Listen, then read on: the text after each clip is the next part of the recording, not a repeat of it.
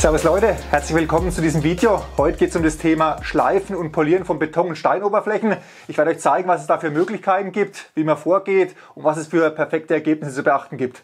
Ich habe hier auch schon einiges für euch vorbereitet. Es gibt ja zahlreiche verschiedene Schleifmittel und auch Schleifwerkzeuge und die werden wir uns jetzt heute mal anschauen.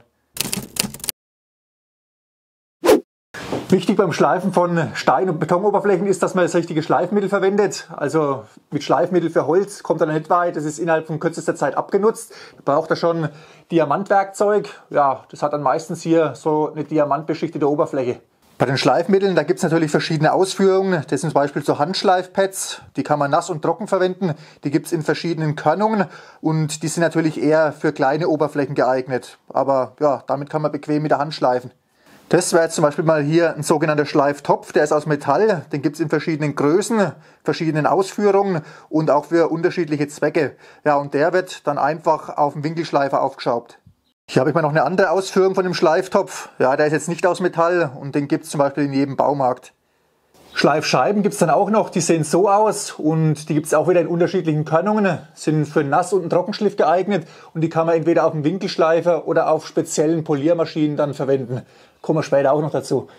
Und wenn man die Oberfläche dann noch auf Hochglanz polieren will, dann gibt es natürlich noch Polierpasten mit verschiedenen Körnungen und zum Aufpolieren hier solche Lammwollaufsätze für den Extenderschleifer und die Poliermaschine. Und dann machen wir auch gleich mit dem interessanteren Teil weiter, nämlich mit der Anwendung in der Praxis.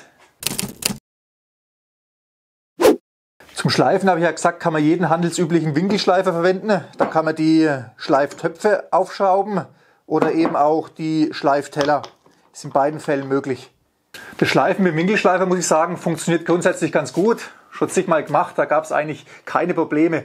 Gibt allerdings zwei Umstände, wo ich euch darauf hinweisen will. Das ist aus meiner Sicht wichtig. Das wäre zum einen, wenn man in geschlossenen Räumen arbeitet, dann sollte man sich auf jeden Fall so eine Universalabdeckung besorgen, wo man eine Absaugung anschließen kann, weil, ja, ihr wisst ja, beim Schleifen, da entsteht ein Haufen Feinstaub und Schleifstaub und der verteilt sich dann überall und dann seid ihr erstmal eine Zeit lang mit Putzen beschäftigt und so kann man den Staub dann absaugen.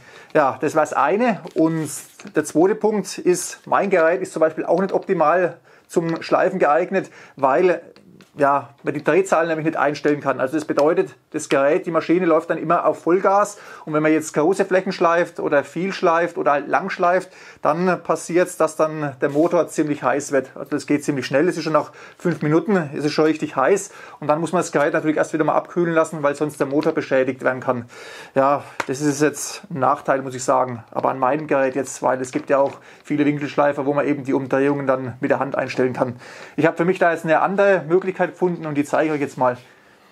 Da ich in der nächsten Zeit einiges zu schleifen habe, auch in Sachen Terrazzo und so, habe ich mir hier Profi-Werkzeug besorgt, das ist von der Firma Eibenstock und das ist hier zum Beispiel ein Betonschleifer. Der hat hier gleich einen integrierten Absaugeteller und der ist speziell zur Bearbeitung von Beton geeignet. Das Gerät habe ich übrigens von der Firma Eibenstock zur Verfügung gestellt bekommen. Und dann habe ich mir selber noch einen Winkelpolier gekauft, auch wieder von der Firma Eibenstock. Den kann man nass und trocken bedienen, kann man verschiedene Umdrehungen einstellen und der ist dann auch für meine Epoxidharzprojekte geeignet. Und da habe ich mir das Gerät jetzt mal angeschafft. Und jetzt werden wir die beiden Geräte mal testen und vor allem auch die Schleifmittel. Das Schleifen mache ich natürlich draußen, sonst habe ich in der Werkstatt einen riesen Dreck. Und wir werden jetzt erstmal mit dem Winkelschleifer und dem Schleiftopf anfangen. Testen wir jetzt mal hier an so einer alten Betonplatte.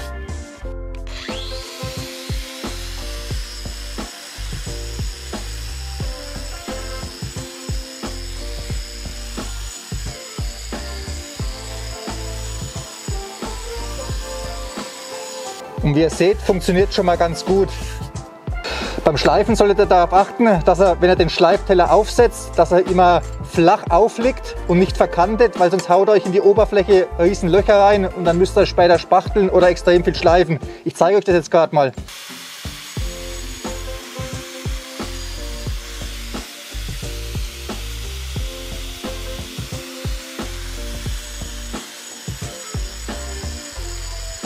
So, dann testen wir jetzt mal den Betonschleifer. Da habe ich hier mit Klebeband die Absaugung befestigen müssen, weil ich noch keinen passenden Adapter habe, aber das hält auch so. So, schauen wir mal, wie der sich bei der Oberflächenbearbeitung schlägt. Dadurch, dass die Maschine einen größeren Schleiftopf hat und der Druck hier von oben kommt, hat man weniger Vibrationen und ich würde sagen, dadurch wird das Schleifen etwas vereinfacht, weil die Maschine einfach flächiger auf der Oberfläche aufliegt. Im Schleifergebnis sieht man jetzt hier keine großen Unterschiede, weil der Winkelschleifer und die Maschine, die haben ja ähnliche Schleiftöpfe als Schleifmittel.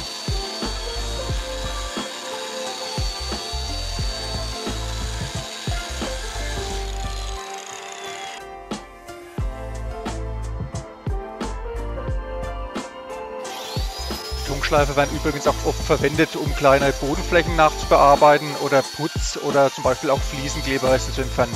Und wie ihr sehen könnt, hat man durch die integrierte Absaugung so gut wie keine Staubentwicklung. Da braucht man eigentlich nur einen leistungsstarken Industriestaubsauger.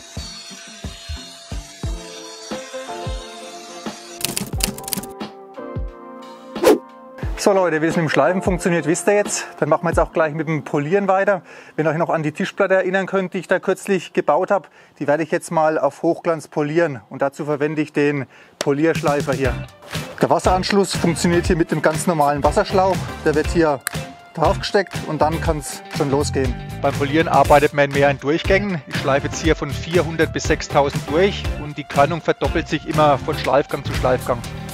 So, dann starten wir jetzt mal mit der 400. Das Wasser lässt sich dann über den Schalter am Schlauch an- und ausschalten und darüber kann man dann auch die Menge regulieren. Von der Geschwindigkeit her arbeite ich hier auf mittlerer Stufe und damit bearbeite ich die komplette Platte jetzt mehrfach im Kreuzgang. Ja, man merkt dann irgendwann, dass das Schleifpad weniger Widerstand hat und dann quasi nur noch über die Oberfläche gleitet und dann hat man die Oberfläche so weit bearbeitet, dass man dann mit dem nächsten Schleifpad weitermachen kann. Beim Polieren gelten eigentlich auch wieder die gleichen Regeln wie beim Schleifen. Ja, man sollte möglichst wenig Druck ausüben, das Pad alleine über die Oberfläche gleiten lassen und vor allem nicht zu lang auf einer Stelle bleiben, weil ja, sonst hat man eben dann später eine ungleiche Oberfläche. Und so, wenn man schön gleichmäßig arbeitet, dann wird auch das Ergebnis gleichmäßig. Zwischen den einzelnen Schleifpads, also bevor er dann mit der nächsten Körnung weitermacht, müsst ihr immer den Abrieb auf der Oberfläche entfernen. Das seht ihr hier als weiße Schicht. Das schleift euch nämlich wieder Kratzer in die Oberfläche. Dann nimmt man am besten so einen Abzieher. Das ist zum Beispiel ein Fehler, den ich am Anfang auch gemacht habe. Ich habe gar nicht gedacht, dass so kleine Mikropartikel dann wirklich so eine große Auswirkung haben. Aber letztendlich ist es so, man kommt mit dem Schleifen einfach nicht weiter, wenn man die Partikel nicht entfernt, weil immer wieder neue Kratzer in die Oberfläche geschliffen werden. Und dann kann es mit der nächsten Körnung weitergehen.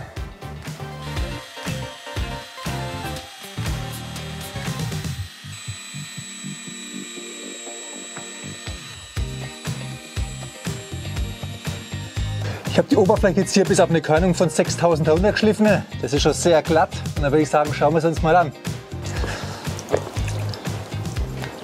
Ja, das sieht hier schon mal ganz gut aus. Und man sieht ja auch ganz deutlich, dass der polierte und noch unbehandelte Beton deutlich weniger Feuchtigkeit aufnimmt. Das ist nämlich übrigens auch ein entscheidender Vorteil von polierten Oberflächen.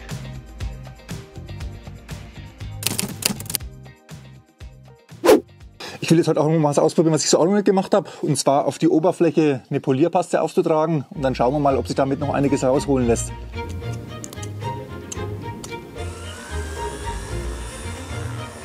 Ich hätte hier natürlich auch wieder die Poliermaschine verwenden können. Aber da ich keinen passenden Aufsatz in der Größe von dem Lammfell da gehabt habe, habe ich jetzt einen Extenderschleifer benutzt. Das funktioniert ebenfalls, wie ihr sehen könnt.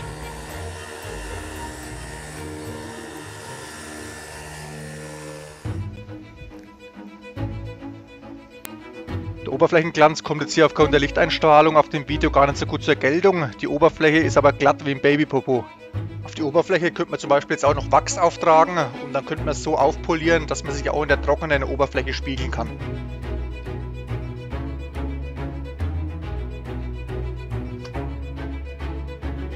Ja, das Ergebnis kann sich sehen lassen, würde ich sagen. Ich habe jetzt dann auch mal die alte und verwittere Betonplatte noch ein bisschen abgeschliffen und poliert. Und wie ihr seht, kommen dann coole Terrazzo-Oberflächen zum Vorschein. Also die Anwendung mit der Politurpaste, muss ich sagen, hat ganz gut funktioniert. Man konnte noch ein bisschen was an Oberflächenglanz herausholen und es hat auch keine Flecken auf dem Beton gegeben. Also kann man es zum Polieren von Beton und Stein verwenden, würde ich sagen. Ja, meine Oberfläche ist jetzt auch soweit fertig. Wenn sie feucht ist, kann man sie sogar im Beton spiegeln und viel besser, denke ich, bekommt man es dann auch nicht mehr hin. Ja, mit dem Thema waren wir dann heute auch soweit durch. Ich denke, ihr wisst jetzt, was es beim Schleifen und beim Polieren von Beton zu beachten gibt. könnt es auch nachmachen. Und ich denke, von den Geräten her bin ich jetzt auch ganz gut ausgerüstet für anstehende Terrazzo-Projekte, wo ich da noch geplant habe, spezielle Oberflächen. Aber dazu kommt dann demnächst mehr.